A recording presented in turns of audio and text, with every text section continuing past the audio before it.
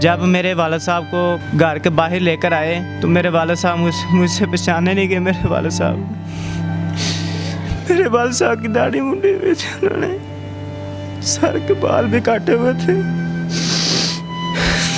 मेरी आंखों में वो हिम्मत नहीं है, मेरे ना बच्चों के अंदर है। कार साहब से इतराफ़, उन्होंने इतना मारा पीटा, साथ में ये भी कहा गया है कि हम आपको मार देंगे, आपके बच्चों को, आपके भाइयों को डेरों पे ले जाके मारेंगे। जबकि कार साहब ने अपनी जान बचाने के लिए इतनी बात की कि मैंने किया कुछ नहीं, मैंने कोशिश की थी। बिस्मिल्लाहिर्रहमानिर्रहीम, अस्सलामु अलैकुम। मैं हूं उमर चीमा और आप देख रहे हैं दस्तक टीवी। ख़वातीन और हज़रात, आपने सोशल मीडिया पर एक क्लिप वायरल होता हुआ देखा होगा जिसके अंदर 3 से 4 लोग बैट हाथ में पकड़कर एक बारिश आदमी को, एक कारी साहब को तशद्दुद का निशाना बना रहे हैं। उनको बैट से मारा जा रहा है, उनको कान पकड़वाए जा रहे हैं, उनको मुर्गा बनाया जा रहा है, उनको बरहना बल्कि नीम बरहना करके उनको मुआशरे में बाहर गली मोहल्ले में उनको फिराया जा रहा है। गली गली जिस घर में वो कुरान मजीद की तालीम पढ़ाते थे, कुरान पाक पढ़ाते थे, उस घर में दरवाज़ा खटखटा के बताया जा रहा है कि इन कारी साहब के साथ आपने आज के बाद से इनसे कुरान नहीं पढ़वाना, क्योंकि ये बच्चों के साथ मुबैना तौर पर ज़्यादती करते हैं। और वो यही इल्ज़ाम उस वीडियो में बार बार लगा भी रहे हैं और कारी साहब से ये उगलवाने की या ये बात मनवाने की कोशिश भी कर रहे हैं। ये सारा मौक़िफ़ है क्या, ये सारा वाक़या जो पेश आया जिसकी सोशल मीडिया पर इस वक्त वीडियोज़ वायरल हैं, ये वाक़या असल में क्या है? कारी साहब की फैमिली इस वक्त मेरे साथ मौजूद है, इनसे बात करते हैं। अस्सलाम वालेकुम। वालेकुम अस्सलाम रहमतुल्लाह। ये बताइएगा कि ये वाक़या किस दिन का है? ये जुम्मे वाले दिन का वाक़या है और जो बच्चे को हिट किया गया वो पीर वाले दिन, यानी कि जुम्मे से पहले जो पीर है उसको किया गया।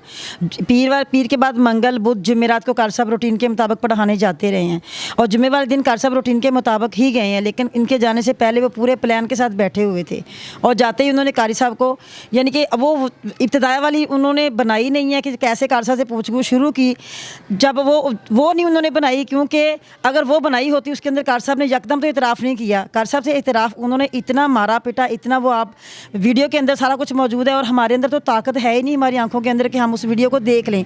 अभी तक हम सुन रहे हैं, हमने अपनी आंखों से उस वीडियो को देखा नहीं है। मेरी आंखों में वो हिम्मत नहीं है, मेरे ना बच्चों के अंदर है कि हम इस वीडियो को देख लें। तो जिस तरीके से कारी साहब को मारा जा रहा है, इतना मार के उनका बुरा हाल करके फिर कारी साहब को वो उनके जो बयान है वो उनसे लिए गए हैं और फिर जब साथ में ये भी कहा गया है कि हम आपको मार देंगे, आपके बच्चों को, आपके भाइयों को डेरों पे ले जाके मारेंगे। तो जब एक बंदा अकेला हो और फिर वो शुगर का मरीज़ हो और इतनी मार खाने के बाद फिर वो अपनी जान बचाने के लिए, ये तो अल्लाह ताला के नबी सल्लल्लाहु अलैहि वसल्लम से भी हमें मिलता है कि जान बचाने के लिए हराम खाना भी जायज़ है, झूठ बोलना भी जायज़ है। जबकि कारी साहब ने अपनी जान बचाने के लिए इतनी बात की कि मैंने किया कुछ नहीं, मैंने कोशिश की थी, सिर्फ इतनी बात गलवा सके हैं और इतना ज़्यादा कारी साहब को मारा गया। और फिर पुलिस वालों जो हैं वो भी कारी साहब के साथ, यानी कि हमें इंसाफ नहीं वहाँ से भी मिला। जो मुल्ज़म थे, जो जालिम थे करने वाले ज़्यादती, वो छूट गए हैं पैसा देकर और हम गरीब हैं, हमारे पास इतने पैसे नहीं हैं कि हम इतना पैसा दे सकें, जिसकी वजह से आज मेरे कारी साहब जेल के अंदर हैं। अभी तक हमारी कोई सुनवाई हुकूमत इसकी तरफ से नहीं हुई, पुलिस वालों की तरफ से हमें झूठे तसल्लियाँ दी गई हैं। लेकिन ये बताइएगा कि कारी साहब कितने अरसे से पढ़ा रहे थे और कितने घरों में पढ़ा रहे थे? कारी साहब तकरीबन 20-25 साल से पढ़ा रहे हैं ऐसे ही, और इनके घर में 4 साल से पढ़ा रहे हैं। कितने घरों में तकरीबन अंदाज़न पढ़ाते थे वो? अंदाज़न इस वक्त कारी साहब 10 या 15 घरों में पढ़ा रहे थे। सारे घरों में जाके इस तरह से मना कर दिया गया कि सारे घरों में जाके इस तरह से कारी साहब को साथ ले जा के मना किया गया। उस वक्त कारी साहब किस हालत में थे? बरहना हालत में उनको बाजार में लेके फिर रहे थे, नीम बरहना थे? जब कारी साहब को लेके गए हैं, सर पे टोपी भी नहीं थी, सर पूरा उनका मुंडा गया था, दाढ़ी उतार दी गई थी और कपड़े फाड़े हुए थे कारी साहब के, तो जिस्म से जगह जगह से खून निकल रहा था और ऐसे कपड़े फटों में वो कारी साहब को लेके गए हैं। और इतना तशद्दुद के बाद खुद कारी साहब साइकिल चलवा के कारी साहब को साथ लेके फिरते रहे हैं। अच्छा, ये बताइएगा कि उस दिन घर से कितने बजे निकले थे पढ़ाने के लिए? उस दिन 5 बजे निकले हैं घर से पढ़ाने के लिए। ये आपको इत्तला कब आई कि उनके साथ ये सब हो गया? हमें तकरीबन जो 9 बजे इत्तला मिली है। ठीक है, और फिर आप तक पहुँचे कब वो? आप हमारे तक वो तकरीबन 10 साढ़े 10 तक पहुँचे हैं। वो थोड़ा सा बताइएगा कि जब आपके पास लेकर आए, वो आप बता रही थी कि उनकी दाढ़ी भी नहीं थी, सर के बाल भी, आप लोग तो पहचान भी नहीं पा रहे थे, तो घर पे छोड़ के चले गए? हाँ जी, घर पे दरवाजे पे छोड़ के चले गए थे। फिर हमने कारी साहब के कपड़े वगैरह चेंज करवाए हैं, उनसे पूछ-गछ की है। अभी हम पूछ-गछ में ही थे, वो बिल्कुल भी इतने खौफज़दा थे कि वो बोल नहीं रहे थे, हमारी कोई बात का जवाब नहीं दे रहे थे। तो जैसे अभी हम पूछ-गछ में मसरूफ़ हैं तो हमारे मीडिया वालों के फ़ोन आने शुरू हो गए कि हम आपकी हिमायत के लिए आ रहे हैं। वो फ़ौरन पहुँचे और फ़ौरन उन्होंने हमारी एक भी नहीं सुनी और वो फ़ौरन कारी साहब को लेकर थाने चले गए हैं। वो मीडिया वाले थाने लेकर चले गए? वो जो आदमी जिसका हमें फ़ोन आया था वो कह रहा था कि मैं मीडिया वाला हूँ, लेकिन उसके साथ पुलिस थी। और जिस अंदाज से वो आए हैं, क्योंकि हमारा घर पर्दे वाला था और वो डायरेक्ट ऊपर चौथी मंजिल पे मेरे कमरे तक आ गए हैं, जहाँ पे मेरी जवान बेटियाँ भी मौजूद थी।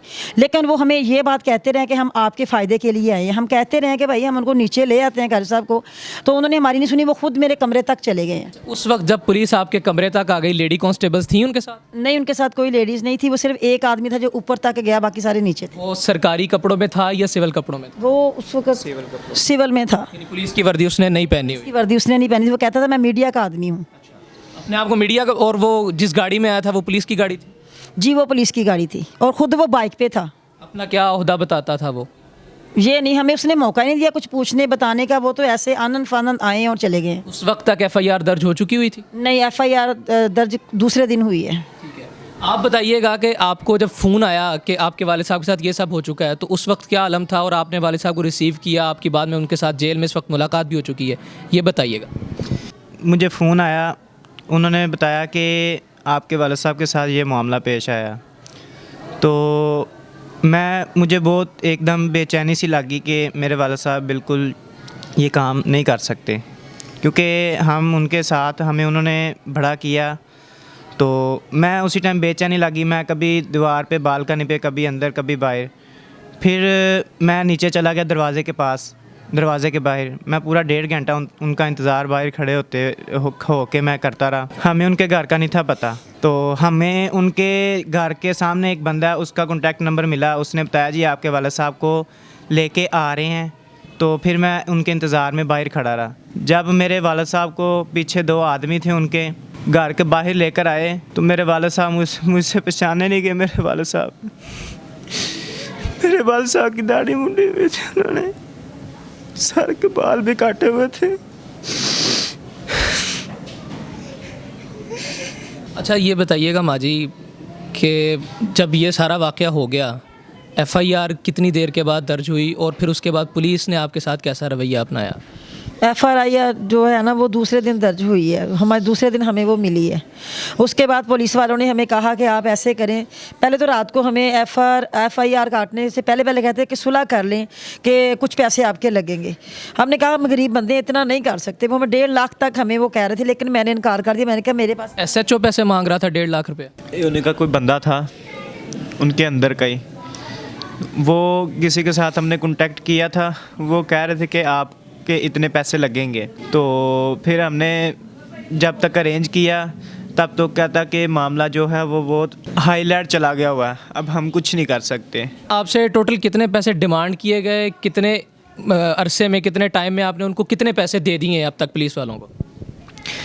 हमने उसी रात एक बंदा हमसे मिला, हमने उसको 20,000 रुपया दिया। वो कौन था? वो पुलिस वाला था, एसएचओ था, कौन था वो यही बता रहा था कि मैं पुलिस वाले का कार ख़ास हूँ। अच्छा। जी। तो हमने उसको 20,000 रुपया दिया। तो उसके बाद हम चले गए। उसने हमें कहा कि मैं आपको एफआईआर की कॉपी जो सी है वो आपको भेजूँगा सुबह। एफआईआर जो भी मामला है आप तक मैं पहुँचाऊँगा। हम बाद में उससे कांटेक्ट में रहे कि कांटेक्ट करते रहे, क्योंकि हमने पहली दफ़ा कोई इस पंगे में पड़े कि हमें ना आगे का पता था ना पीछे का पता था। तो उसने हम फ़ोन करते रहे कि हमें कुछ मामले का, क्योंकि हम बहुत परेशान हो चुके हुए थे कि पता नहीं आगे क्या होगा, क्या हमारे बाबा से के साथ क्या होगा, क्या करने वाले हैं और क्या करेंगे। बहुत परेशान थे हम। तो उसने बिल्कुल भी हमारी सारा दिन कॉलें नहीं उठाई। अच्छा, ये बताइएगा, उन्होंने जो वीडियो वायरल हो रही है उसमें उन्होंने एतराफ़ कर लिया है कि मैं हरकत की थी या मैंने कोशिश की थी, तो आपकी जब बात हुई तो आपको उन्होंने क्या कहा? मैंने उनको पास बैठाया, मैंने कहा मैं आपका बेटा हूँ, मुझे बताइएगा क्या सूरत हाल है, ताकि जो होगी गलती वो भी मुझे बताएं, नहीं हुई फिर भी मुझे बताएं कि आपके साथ ज़्यादती की गई है आपके साथ। उन्होंने कहा बेटा बिल्कुल ऐसी कोई बात नहीं है, ठीक है।